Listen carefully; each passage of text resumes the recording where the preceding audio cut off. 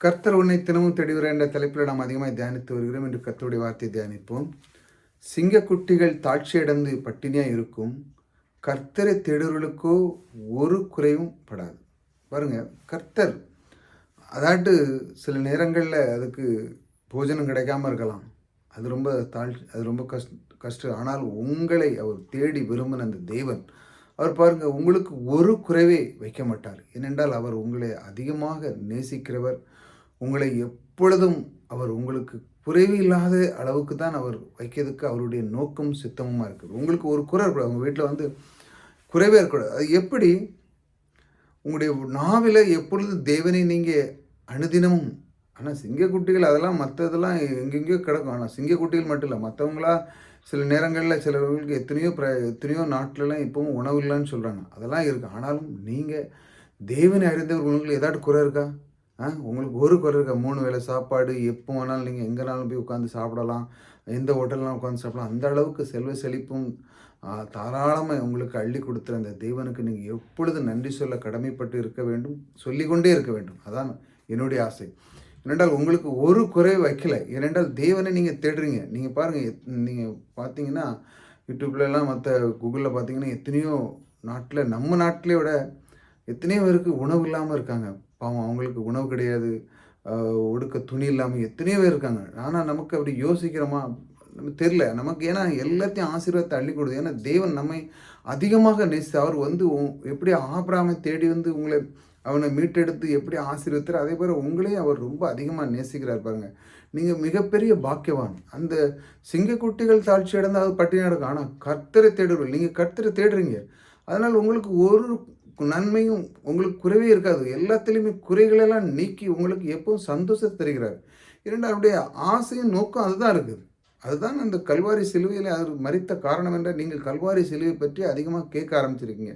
ஏனென்றால் நீ சபையில் போனீங்கன்னா அதை தான் பேசுவாங்க, கிறிஸ்து பற்றி பேசுவாங்க. கிறிஸ்து ஏன் மரித்தார், எதற்காக, இப்படி கிறிஸ்துவுடைய வார்த்தை சொல்ல சொல்ல உங்கள் காதில் துணிச்சுக்கிட்டே இருக்கும். பிள்ளைகள் சின்ன வயசுலேருந்து சண்டே கிளாஸில் நடத்தி, அது கர்த்தருடைய வழியில் நடத்தி, அவர்களுக்கு குறைவில்லாமல் நல்லா அழகாக படித்து கொடுத்து, பாடங்கள் எழுதி ஸ்கூலுக்கு அனுப்பி, நல்லா கர்த்தருக்குள்ளே வழி நடத்தி அவங்களுடைய வாழ்க்கை பிரகாசமாக இருக்கும். எப்படி? கர்த்தரை தேடுகிறவர்களுக்கோ ஒரு நன்மையும் குறைவிடாதுன்னு தான் சொல்லியிருக்கு. கர்த்தரை தேடாதவர்களுக்கு, மற்ற சாதிகாரங்களுக்கு, ஏன் மற்றவர்களுக்கு நல்லா இருக்காங்க, அது எப்படி? எல்லாமே கர்த்தர் படைத்தது. அவர்களுக்கு இடையே உங்களுக்கு அதிகமான ஒரு படி. ஏனென்றால் அவரே உங்களுக்குள்ளே இருக்கிறார். அவங்களாட்டு பிரயாசப்பட்டு சில நேரத்தில் இருக்கும். ஆனால் உங்களுக்கு அப்படி இல்லை. உங்களுக்கு கிருபையும் நன்மையும் அளிக்கிற தேவன் உங்களுக்குள்ளே இருக்கிறார். ஆக நீங்கள் அறியும் பொழுது உங்களுக்கு ஒரு குறை இருக்காது. நீங்கள் எப்பொழுதும் வீட்டில் நித்திரை செய்யும்போது சந்தோஷமாக செய்யுங்க. உங்களுக்கு ஒரு குறைவு இருக்குது. எங்கிட்ட உங்களுக்கு ஞானம் கொடுப்பார், அறிவு, புத்தி, இப்படி எல்லாம் தாராளமாக அவர் கொடுக்குறார். ஒரு உணவு மட்டும் இல்லை, எல்லாத்தையுமே கொடுக்குறார். குறைவே இல்லை, குறைவே நீக்கிறார். ஏனென்றால் அவர் நீங்கள் தேட ஆரம்பிச்சிட்டிங்க. யார் இந்த தேவன்? என்னை நேசிக்கிற தேவன் என்னை ஏன் நேசித்தார், எனக்குள்ளே ஏன் வந்தார், என்னை எப்படி அது தேர்ந்தெடுத்தார், நான் என்ன அவருக்கு மிக பிரியமாப்பட்டேன் அப்படின்னு நீங்கள் கொஞ்சம் வீட்டில் என்னக்காட்டி உட்காந்து யோசித்து பார்த்துருக்கீங்களா? அந்த அளவுக்கு தேவன் உங்களை எப்படியோ இருந்தீங்க நீங்கள், ஆனால் உங்களையெல்லாம் அவர் மீட்டெடுத்து உங்களை அவர் மிக அழகாக நேசிக்கிறார். இருப்பாங்க. ஏனென்றால் உங்களுடைய அன்பு அவருக்கு பிடிச்சிருக்கு. நீங்கள் தேவனுக்கு கொடுக்குற அந்த நேரம், தேவனுக்கு கொடுக்குற அந்த வசனங்கள், தேவனுக்கு கொடுக்குற அந்த கனம், பாடல்கள், சபைக்கு போகிற அந்த கரெக்டாக போய் தேவனோடு உட்கார்ந்து கேட்க வாங்க, தினமும் இரவில் உட்காந்து பைபிள் படிக்கிற, இந்த மாதிரி உங்களுக்குள்ள ஒரு நல்ல குணம் இருக்குது.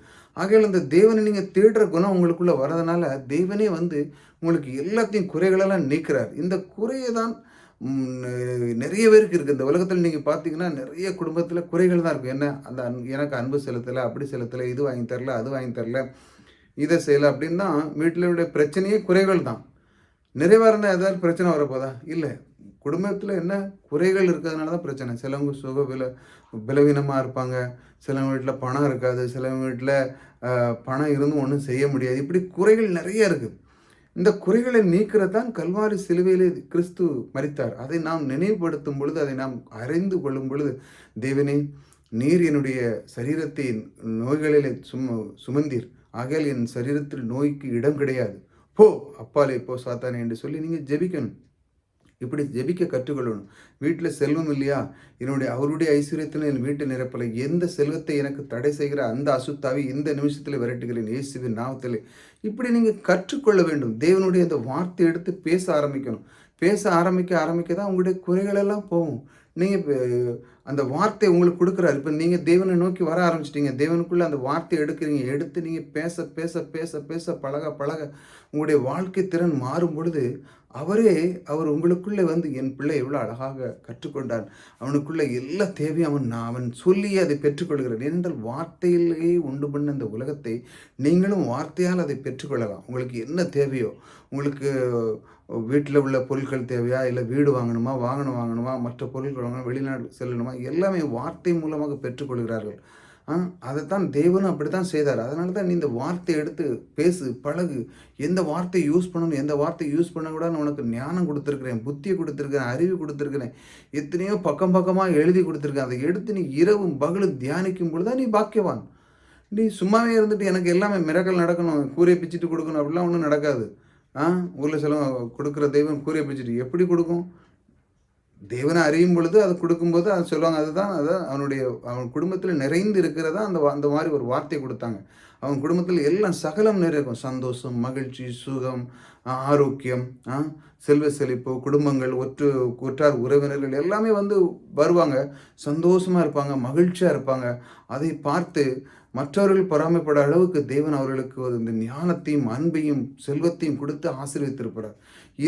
இதைத்தான் அவர் கல்வாரி சிலுவையில் இதெல்லாம் நீங்கள் அனுபவிக்க வேண்டும் என்று தான் அவர் கல்வாரி சிலுவையிலே மரித்தார். இந்த குறைகளெல்லாம் உங்கள் வீட்டில் இருக்கக்கூடாது. இனிமேல் நீங்கள் சொல்லுங்கள், இயேசுவின் நாமத்தில் இந்த குறைகள் இருக்கக்கூடாது. எதுக்கெல்லாம் உங்கள் வீட்டில் குறை இருக்கோ இன்னைக்கு ஜெபம் பண்ண ஆரம்பிச்சிருங்க. ஆண்டவரே, தேவனே, எனக்கு செல்வங்கள் குறை இருக்கு. ஆகல் இந்த செல்வத்தை எது தடை பண்ணுகிறது, அந்த அசுத்தாவை இந்த நிமிஷத்தில் விரட்டுகிறேன். சும்மா ஜோம் பண்ணுங்க. காலையில் எழுந்திரிச்சு ஜோம் பண்ணுங்க, நைட்டில் ஜோம் பண்ணுங்க. எனக்கு நல்ல அற்புதமான ஒரு வேலை வாய்ப்பு வேணுமா, இல்லை அற்புதமான இன்னும் அதிகமான சம்பளம் வேணுமா, இன்னும் அதிகமான ஒரு வேறு வீடு வாங்கணுமா, வாங்கணுமா, இதெல்லாம் சொல்லுங்கள்.